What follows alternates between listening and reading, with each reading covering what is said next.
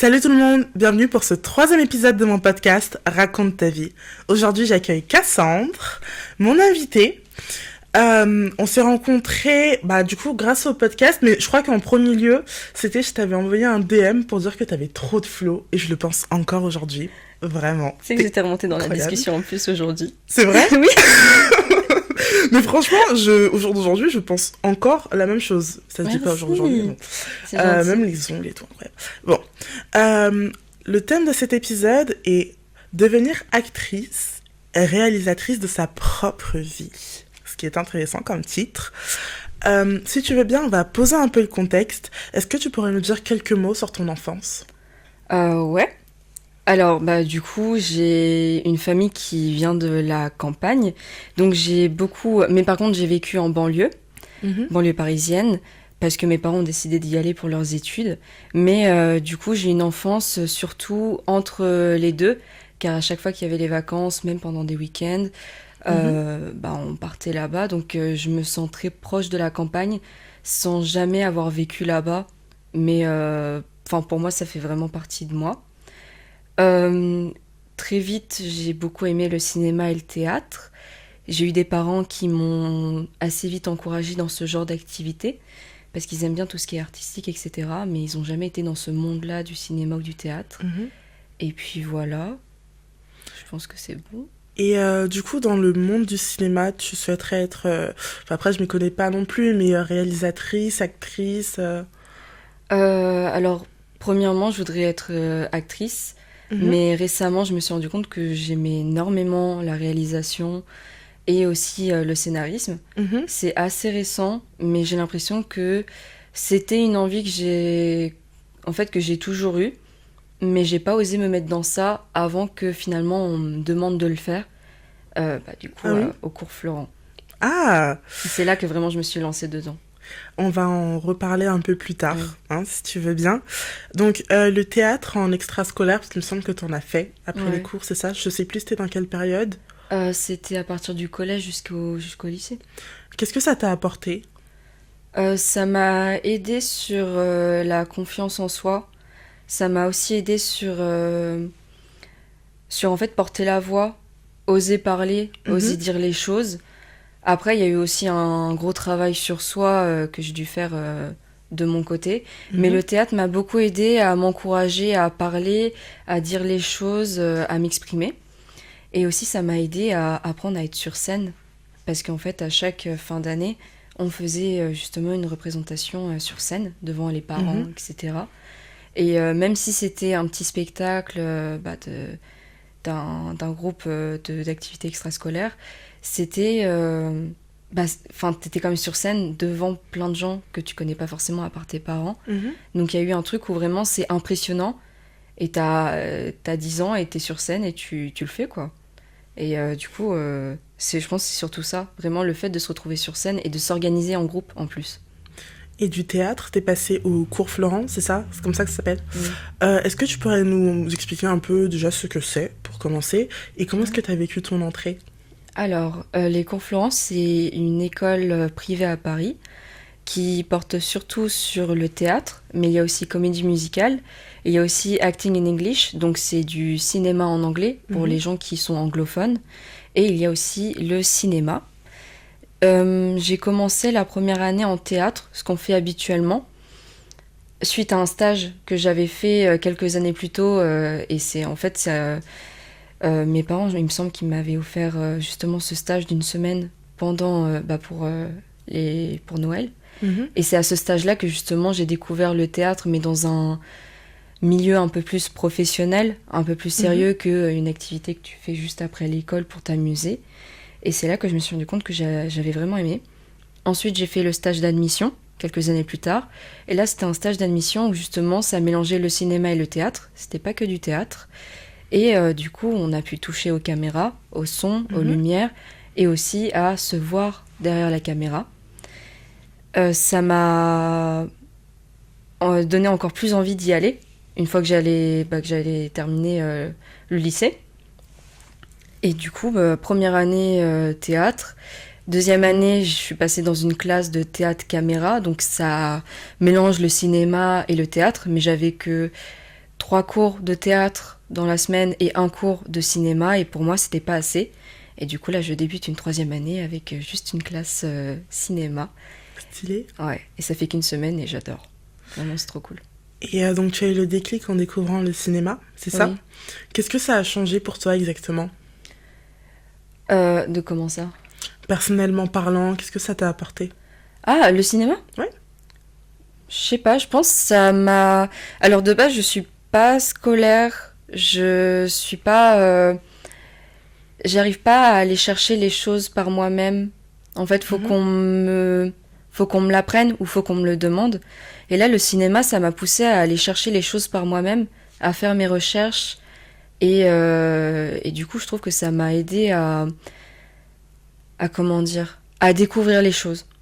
Et donc, il y avait le cinéma, mais surtout, à part les films que je regardais, il y avait surtout les making-of. J'aime beaucoup regarder ça, voir comment ça se fait, comment dire, comment les gens font, que ce soit la technique ou même les acteurs, dans quel état d'esprit ils sont à ce moment-là.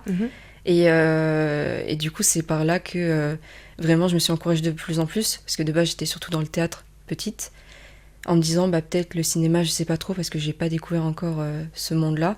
Et c'est en voyant un petit peu comment ça se passait, et même voir de plus en plus de films ou même de séries, que là je me suis dit franchement, il faut que je me lance là-dedans. Et ce que ça m'a rapporté, je sais pas comment expliquer, je pense que ça m'a étendu ma vision artistique, si on peut le dire comme ça. Oui. J'ai l'impression d'être plus ouverte au monde artistique. Enfin, en fait, je fais d'autres choses à côté, j'aime bien toucher à tout, comme peinture, poterie, etc. Et le cinéma, pendant un moment, j'avais un peu mis pause quand j'étais au collège, parce que je savais plus trop si c'était ce que je voulais. Et en fait, quand je me suis relancée dedans, j'ai su que c'était carrément ce que je voulais faire. Voilà. Je suis contente pour toi, vraiment, que tu aies eu cette vision-là. Du coup, après justement cette dite vision, tu as eu ce fameux deal avec les parents d'obtenir un diplôme reconnu. Comment est-ce que tu l'as vécu? Alors, au début, ça m'embêtait pas tant que ça, parce que justement, du coup, je partais dans une licence de littérature anglaise, et c'est une matière qui me plaît vraiment, en tout cas qui me plaisait au lycée. J'ai eu une professeure qui m'a vraiment fait apprécier cette matière. Et en fait, en arrivant du coup en licence, en première année, j'ai dû gérer les cours à Cours-Florent le soir et la journée à la fac. Ça a été très dur comme année, parce que je rentrais chez moi vers minuit, 1h du mat. Et le lendemain, j'avais cours à 9h environ. Enfin, c'était un peu dur à gérer, parce qu'on nous demandait beaucoup d'efforts dans les 2 écoles, quoi. Deuxième année, j'ai continué ça. Et là, vraiment, ça m'a... En fait, on nous demandait tellement dans les 2 écoles que ça n'allait plus pour moi. Et du coup, ça m'a inquiétée vis-à-vis de mes parents, parce qu'on avait un deal. Et du coup, je me disais que arrêter la fac, ça revenait aussi à devoir arrêter Cours-Florent. Et c'est vraiment en 2e année que aussi je me suis rendu compte que la fac, ce que j'apprenais, ça m'intéressait plus du tout. En fait, c'était pas comme au lycée. En littérature anglaise, t'apprends surtout, enfin en tout cas en fac LCE, pas LEA, c'est surtout de la littérature. Mais ce que je voulais apprendre, c'était surtout la langue anglaise, approfondir mon anglais à l'oral, mais aussi à l'écrit. Et là, j'avais pas l'impression que j'étais en train d'avancer dans ça. J'avais l'impression de juste apprendre des leçons un peu bêtement. Et surtout que les débouchés pour cette licence, c'est soit professeur d'anglais, j'ai pas envie d'être professeur, ou traducteur et traductrice. Sauf que la traduction, maintenant, ça peut se faire avec l'IA directement. Ouais. Et en fait, le métier de traducteur est un métier qui est en train de disparaître. Malheureusement. Ouais. Il y a beaucoup de traducteurs, traductrices qui perdent leur métier. Donc, ça donne pas du tout envie. Voilà. Donc ça m'inquiétait, et j'étais en train de me demander si j'étais vraiment en train de bien utiliser mon temps. Parce qu'à côté, je me disais, punaise, j'aurais pu déjà commencer à tourner des courts-métrages, écrire et tout, sauf que non, je dois aller en histoire de Irlande ou je sais pas quoi. Enfin, vraiment, c'était des trucs qui me... J'y allais, j'essayais de m'intéresser à ça, mais je voyais que vraiment ça m'intéressait pas. Et à côté, je me disais, le temps que je passe à la fac, j'aurais pu l'utiliser pour trouver un travail, me faire de l'argent, m'acheter du matériel, ou écrire, ou passer du temps avec des potes qui veulent écrire aussi ou réaliser. Et en fait, j'avais vraiment l'impression de perdre mon temps. Je me sentais un peu... j'avais l'impression vraiment de gâcher ce temps précieux. Alors que, comment dire, j'aurais pu faire mieux. Et est-ce que tu as eu cette peur de gâcher, entre guillemets, le sacrifice de tes parents? Ouais, c'était la peur numéro 1, parce que, faut le rappeler, Cours Florent, c'est cher. Il n'y a pas tout le monde qui peut y aller. Et ceux qui y vont, en général, c'est papa, maman qui payent tout, et ça les dérange pas. Ou sinon, c'est des gens qui ont fait plusieurs boulots pendant l'été, ou même pendant toute une année, pour pouvoir payer leur année à Cours Florent. Donc, de mon côté, j'ai eu la chance que ce soit papa, maman qui payent, mais ça leur a rapporté un peu des difficultés de leur côté. Ils avaient les moyens, mais on sent que il y a des conséquences par là. Donc je me disais, punaise, si j'arrête tout, si je gâche le deal, je gâche l'argent qu'ils ont dépensé pour moi, et en fait, j'aurais l'impression d'être juste une pourrie gâtée. Et j'étais en train de me demander, est-ce que vraiment je me rends compte de tout ce qu'ils donnent pour moi? Et j'ai pu en discuter un peu avec eux. Et ils m'ont expliqué plusieurs fois que c'était normal de dépenser. Si tu décides d'avoir un enfant, t'es prêt à faire tout ce que tu peux pour que cet enfant ait ses études, etc. Mais derrière, je les reprenais et je leur disais, c'est quand même beaucoup. Et à chaque fois, ils me rassuraient, mais pour moi, ça restait quand même beaucoup d'argent de perdu. Ouais. Et du coup, dans ma tête, c'était, si j'arrête la fac, j'arrête Cours Florent. Ok. Ouais. Et toi, personnellement, comment tu gères, comment tu gères toujours cette peur d'être un poids financier, entre guillemets? Je le gère pas. Ah. Je panique, c'est tout. Ça veut dire je suis du genre à beaucoup trop penser, trop stresser, au lieu de mettre le sujet sur la table et déballer.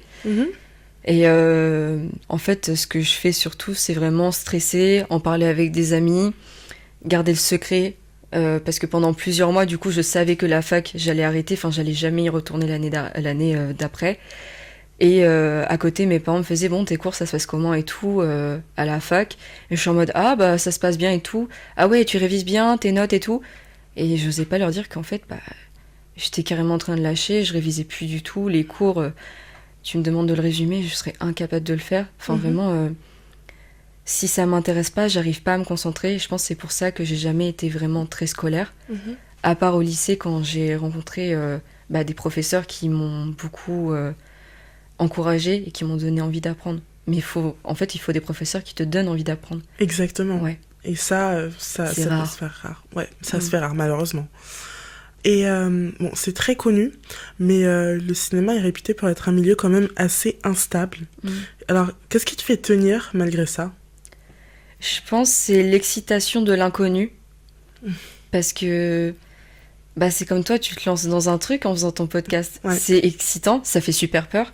Mais cet inconnu ramène quand même de l'excitation. Et c'est ça qui fait qu'on continue nos projets. Ça peut être un projet cinématographique, ça peut être un projet, dans le dessin, la peinture, l'animation. L'animation aussi, j'ai des amis qui sont dans ça, c'est chaud comme monde, comme le cinéma. Ça peut être dans le sport, dans n'importe quelle entreprise. Tu te lances dans quelque chose et en fait, si tu te lances pas, si tu n'acceptes pas que tu vas dans l'inconnu, tu vas jamais rien faire de ta vie. Ouais. Il faut te lancer, faut accepter en fait. Un gamin, et quand il apprend à marcher, il va forcément se casser la tronche. J'ai failli dire un gros mot. Il se casse la tronche, mais il se relève et après il apprend à courir. C'est un peu idiot comme image, mais c'est vrai. C'est tout ce qui fait que notre vie, elle est comme ça. Et le nombre de personnes plus âgées à qui tu vas demander c'est quoi leur regret, en général, leur regret numéro 1, c'est je me suis pas lancée dans ça, j'ai pas osé, je savais chanter, mais bon, j'ai pas osé partir dans le chant et tout, mais regarde comment je chantais bien, et puis tu vois la personne chanter, tu te dis putain, mais... Punaise, mais pourquoi tu t'es pas lancé? Je sais pas, j'osais pas. T'es en mode, mais t'as gâché un truc, ça aurait pu... Mais c'est dur de se lancer, ça demande beaucoup de courage. Et le courage, ça vient pas tout seul. Ça vient avec les proches.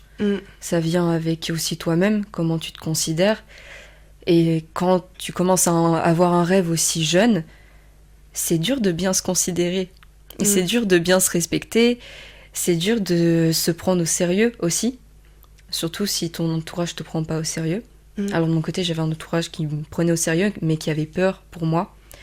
Et cette peur, je l'ai considérée comme ils me prennent pas au sérieux et tout. Alors que non. Ils me prennent au sérieux, mais ce dont ils ont peur, c'est le monde dans lequel je me lance. Voilà. Mais oui, c'est un monde vraiment mauvais, le cinéma, tout ça. Ouais. Mais en général, peu importe où tu vas te lancer, chaque monde est dur avec toi. Chaque monde va pas bien te traiter. Peu importe où tu vas aller, on va être méchant avec toi. Et le but, c'est que tu arrives avec une bonne armure et que tu fonces, en fait. C'est très puissant ce que tu dis. J'en ai des frissons. C'est incroyable. Non mais j'ai pas les mots. C'est vraiment, ça se voit que tu parlais avec le cœur. Merci. Et waouh, j'en ai la chair de poule. À présent, on va parler d'un sujet, je pense que vous connaissez tous, les réseaux sociaux. Je sais pas si vous vous tenez un peu au courant, si vous suivez un peu l'actualité de Cassie, mais il y a quelques mois de cela, elle a posté un TikTok. On va en parler. Pour tes parents, tu sais, pour les convaincre un peu de ta décision. Alors, comment est-ce que tu vois en fait la plateforme? Tu la vois plutôt comme un jeu, une vitrine, une stratégie? Alors, je la vois plutôt comme une vitrine, mais surtout un moyen de communication sur mon avancée. Mais pour autant, je vais jamais, poster tous les 2 jours, à telle heure, etc. Ça, j'arrive pas à le faire, surtout que je produis pas forcément tout le temps. Il y a des moments, pendant 2 semaines, je vais rien faire. Et puis d'un coup, une idée va me venir en écoutant une musique, en voyant le travail de quelqu'un d'autre. Parce que forcément, tu prends tes d'idées d'autres, forcément, sans copier. Mais c'est ça le milieu artistique, hein, c'est tu reprends à partir de ce que tu vois. Et après, tu reformules à ta sauce. Et c'est ça qui fait que du coup, ça devient ton travail à toi. Mais TikTok, je perçois ça plutôt comme... j'aime bien cette vidéo, je vais la poster, c'est rigolo. Et puis, si ça marche, c'est cool. Si ça marche pas, c'est pas grave, ça va rien changer à ma vie. Mais j'en ferai pas mon milieu de travail non plus. Pourquoi ? Je pense que j'aime bien regarder TikTok pour le divertissement. Mais je crois que je n'aime pas forcément tout le temps le monde qu'il y a dessus. Ça amène à être beaucoup trop proche de ceux qui voient beaucoup trop de toi. Et parfois, c'est pas forcément complètement toi. Tu choisis ce que tu montes sur les réseaux. Et j'ai pas... c'est pas mon but numéro 1 de me retrouver aussi proche de gens comme ça. Alors, faut accepter les commentaires des autres. Hein. Il y aura forcément des commentaires négatifs. Puis moi qui veux me lancer dans le cinéma, j'aurai forcément des commentaires sur « Elle a pris du ventre, elle a des trop petits seins, ah son maquillage il est comme ça, vous avez vu comment elle habille, mais quelle paix, ah !» Donc oui, il faut se préparer à ça. Comme je dis, il faut se préparer, il faut avoir une armure et tout. Mais réseaux sociaux, TikTok, je sais pas. Moi j'aime bien plutôt regarder. J'aime beaucoup être spectatrice. Et je veux garder ce rôle de spectatrice au moins sur TikTok. Ah ok, parce que la vidéo que tu avais postée, qui est aussi sur YouTube, a quand même fait de très bonnes stats. Oui, je ne me rappelle plus. T'as pas regardé bon. Je me rappelle plus, mais je sais qu'elle a fait de très très bonnes stats. Et sur le moment, comment tu l'as vécu quand t'as remarqué que ta vidéo avait explosé du jour au lendemain comme ça? Je suis en train de réagir là, je ne sais pas. Alors sur YouTube, j'ai surtout, je sais pas s'il y a eu beaucoup. C'était surtout, j'avais remis le lien en en story Insta, mais sinon. Ça me fait plaisir parce que du coup, on vient sur ça. J'ai fait une vidéo pour exprimer à mes parents mon envie de continuer le cinéma et de me lancer pleinement dans le cinéma. Et en fait, souvent, alors j'ai des problèmes de communication. C'est déjà dingue que j'arrive à formuler des mots là comme ça. C'est incroyable. Tu t'exprimes très bien. Continue. Merci. J'ai des moments avec, j'ai des moments sans en fait. Faut que j'arrive à me mettre dans le bain. Mais du coup, il y a beaucoup de choses que j'ai exprimées, soit par la peinture, par la poterie, même parfois par la couture, même si je fais pas des truc très dingue en couture. Mais en fait, il y a eu une période où j'ai avoué à ma mère que j'étais en train de lâcher la fac. Donc j'étais encore dans ma 2e année à ce moment-là. Et on en a parlé pendant un bon moment. Elle était un peu inquiète. Et du coup, je discutais avec... pas déçue. Je pense qu'elle s'en doutait. Ma mère, elle sait tout. Après, ça se ressent. À un moment donné, quand tu c'est une maman, lâches, c'est la meilleure. Elle sait tout, elle se doute de tout. Je sais plus, quand je lui ai dit ça, elle m'a dit, bah, tu sais quoi, je m'en doutais. Ah. Tout ce que je dis à chaque fois, elle me fait, tu sais quoi, je m'en doutais. Je savais. Elle est super forte, ta mère. Après, je pense que c'est l'instinct un peu maternel. Oui. Ouais, elles l'ont. Et du coup Et du coup, oui, je lui ai demandé, mais comment je vais expliquer à papa ? Parce que avec mon père, j'ai toujours envie que ce soit clair et précis quand j'explique les choses, sauf que j'arrive jamais à dire les choses. Elle m'a dit, bah, tu sais quoi, écris-le. Fais une lettre. Du coup, j'ai fait une lettre. Et j'ai réfléchi, je me suis dit, mais une lettre, c'est pas assez. Du coup, j'ai vraiment une lettre qui explique, genre peut-être sur 2 pages, aujourd'hui, comment je me sens, qu'est-ce que je veux prévoir plus tard, qu'est-ce que je ferai l'année après. Ouais, vraiment, c'est... Tu t'es projetée. Oui. Non, faut que ce soit... Carré. Carré. Non, c'est aussi pour les rassurer, parce que là, je me lance dans un monde... dans lequel, eux, quand ils se sont lancés dans le monde des études et tout, ils sont partis de la campagne et ils sont allés, du coup, dans Paris, ils se sont débrouillés tous les deux. Et ça, on l'a pas connu avec ma sœur. On a été plus gâtés. De base, on vient de famille d'ouvriers et mes parents, à force de travailler, sont devenus tous les 2 cadres, chacun de leur côté. Donc, ils ont les moyens quand même de nous donner une vie... une vie, comment dire, confortable. Une vie confortable à moi et ma sœur. Et j'avais peur d'être un peu trop confortable. C'est ça le truc. Je comprends. Ouais, je comprends parfaitement ce que tu dis. Ouais. Et du coup, j'ai fini par faire la vidéo. Et je me suis dit, je vais faire un JT de 20 heures où par plusieurs parties différentes, comme par exemple une partie sport, une partie politique, une partie section d'enquête et tout, expliquer petit à petit... qu'en fait, je veux partir de la fac, mais continuer les cours Florent. Et aussi, qu'est-ce que je peux prévoir à côté des cours Florent. Et du coup, cette vidéo, au début, c'était juste pour eux. Je l'ai montrée à d'autres amis, et mes amis m'ont encouragée à la poster. À le poster. Après, pour ceux qui ne savent pas trop de quoi on parle, je mettrai le lien en description. C'est une vidéo très sympa, très courte, très facile à regarder. Et si on reprend du coup, parce qu'on arrive bientôt à la fin, mais ça m'intéresse quand même d'avoir ton avis, ton point de vue. On est bien d'accord, pour plus tard, si tu te projettes, mais vraiment dans très très très longtemps, tu te vois plus actrice, réalisatrice, ou les deux? Alors, moi mon but c'est que sur la page Wikipédia, il y a plusieurs trucs. Tu sais, les acteurs où il y a écrit là 3 lignes de acteur, réalisateur, scénariste, metteur en scène, nanana et tout, je veux ça. Je vais être actrice, réalisatrice, scénariste, et j'aimerais énormément être coordinatrice d'intimité. Tu sais ce que c'est ? Je suis pas sûre que tout le monde le sache. Alors, coordinateur d'intimité, comme par exemple, il y en avait une de coordinatrice sur le plateau de tournage d'Euphoria, c'est quelqu'un qui s'occupe de sensibiliser et de gérer les acteurs sur les scènes intimes. Donc, pour que tout le monde soit d'accord sur je mets la main sur ton épaule, etc. Et aussi, c'est une personne qui sensibilise sur tout ce qui est agression, harcèlement, etc. C'est une personne vraiment qui est là pour mettre une atmosphère de confiance sur un plateau de tournage. J'ai pu le faire justement l'année dernière, aider un petit peu sur ça dans ma classe. Et j'ai juste adoré parce que, en fait, ton rôle à ce moment-là, c'est vraiment de rassurer les gens, d'apprendre comment ils sont, comment ils se sentent vis-à-vis de l'autre, vis-à-vis de la scène qu'ils doivent jouer. Et je me suis rendu compte que vraiment, j'aimais trop, parce que c'est un sujet qui est sensible, et c'est un sujet que je connais beaucoup sur tout ce qui est la sensibilisation sur harcèlement, agression, etc. Et c'est vraiment un sujet sur lequel vraiment je prendrais plaisir à faire, vraiment. Même je pourrais le faire gratuit, je serais contente de le faire. T'es très ambitieuse quand même.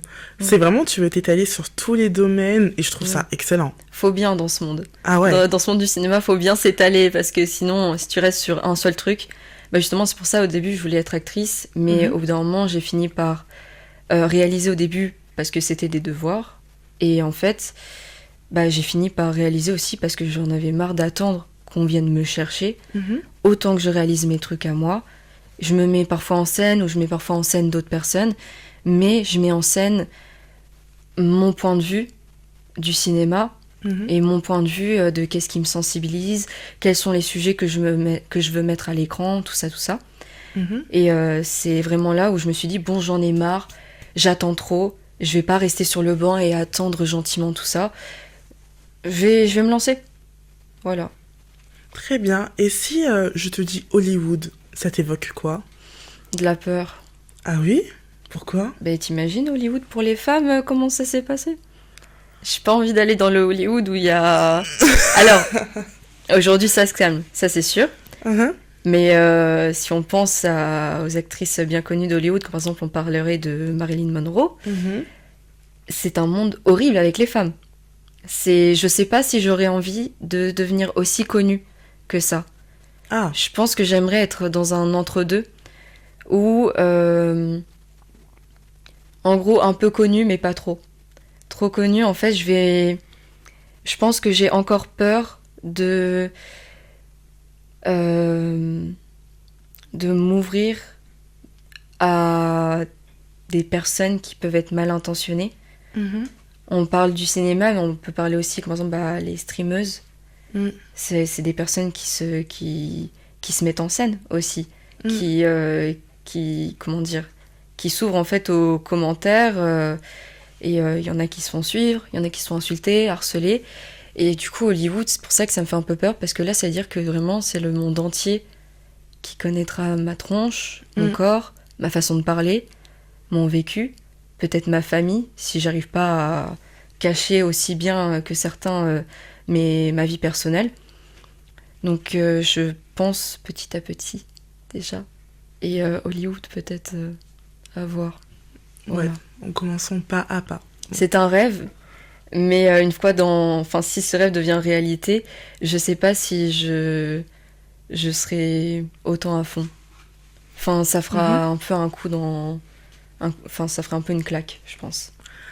En vrai, je comprends parfaitement. En vrai. Genre, sincèrement, même dans le cadre du podcast, on m'a déjà posé une question un peu similaire.